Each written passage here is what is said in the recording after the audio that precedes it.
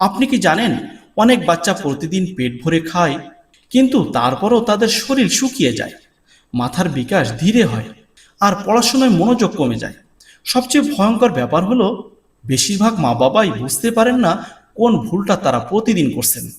আজ আমি এমন 10টি সুপারফুডের কথা বলবো যেগুলো শুধু বাচ্চার ওজনই বাড়বে না, ইনশাল্লাহ তার মস্তিষ্কেও করবে আরো তীক্ষ্ণ ও সক্রিয়। প্রথমে বলি ডিমের কথা। একটা ডিমের ভেতরে এমন একটি প্রোটিন আর কোলিন আছে যা বাচ্চার ব্রেন ডেভেলপমেন্টে খুব গুরুত্বপূর্ণ। 8 মাসের পর থেকে অল্প অল্প করে ভালোভাবে সিদ্ধ ডিম দিতে পারেন, তবে অনেক মা ভুল করে আধা সিদ্ধ ডিম দেন, এতে ইনফেকশনের ঝুঁকি বাড়তে পারে।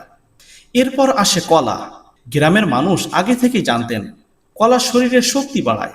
কলায় আছে প্রোটিন আর প্রাকৃতিক ক্যালারি, যা দুর্বল বাচ্চার ওজন বাড়াতে সাহায্য করে।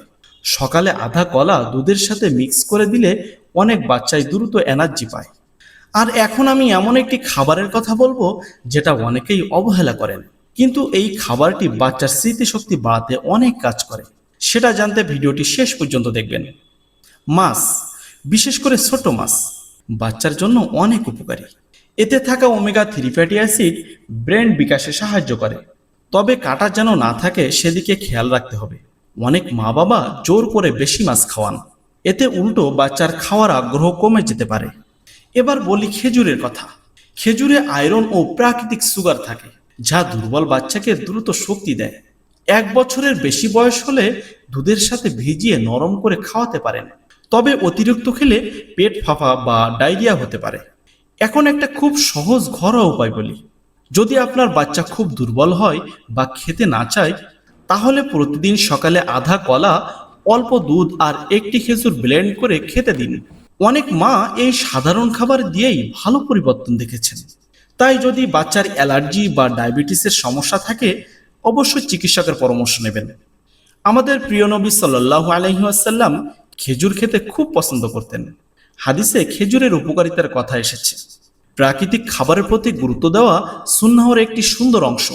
তাই বাচ্চাদের জাঙ্ক ফুডের বদলে প্রাকৃতিক ও পুষ্টিকর খাবারের অভ্যাস করানো খুব গুরুত্বপূর্ণ।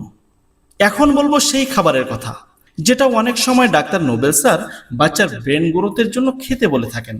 সেটা হলো আখরোট। আখরোট দেখতে অনেকটাই মানুষের মস্তিষ্কের মতো, আর এতে আছে স্বাস্থ্যকর ফ্যাট যা বাচ্চার জন্য উপকারী। তবে ছোট্ট বাচ্চাদের পুরো বাদাম দেবেন না, গুঁড়া বা পেস্ট বানিয়ে দেবেন, না হলে গলায় আটকে যেতে পারে। ওটসও খুব ভালো একটি খাবার। এতে ফাইবার আছে যা পেট ভালো রাখে এবং দীর্ঘ সময় এনার্জি দেয়। ওটসের সাথে দুধ আর কলা মিশিয়ে দিলে ভালো পুষ্টি পাওয়া যায়। আরেকটি গুরুত্বপূর্ণ খাবার হলো মিষ্টি কুমড়া। এতে ভিটামিন এ আছে, যা চোখ ও রোগ প্রতিরোধ ক্ষমতা বাড়ায়। অনেক মা ভাবেন দামি খাবার ছাড়া বাচ্চার স্বাস্থ্য ভালো হবে না, কিন্তু সত্যি কথা হলো আমাদের রান্নাঘরের সাধারণ খাবারেই অনেক বড় শক্তি লুকিয়ে আছে। ভিডিও শেষ করার আগে সবচেয়ে গুরুত্বপূর্ণ কথাটা বলি। কোনো খাবারই জাদুর মতো একদিনে বাচ্চাকে মোটা বা বুদ্ধিমান বানাবে না। নিয়মিত ঘুম, মায়ের আদর, খেলা আর সঠিক খাবার সবকিছু মিলিয়েই একটি শিশুর সুন্দর বিকাশ হয়। আর যদি বাচ্চার ওজন একদম না বাড়ে, বারবার অসুস্থ হয় বা খেতে না চায়, তাহলে অবশ্যই শিশু বিশেষজ্ঞ ডাক্তারের পরামর্শ নেবেন। এই ভিডিওটি যদি আপনার উপকারে আসে, তাহলে একটি শেয়ার করুন, যাতে অন্য আরেকজন ভাই অথবা বোন উপকৃত হয়।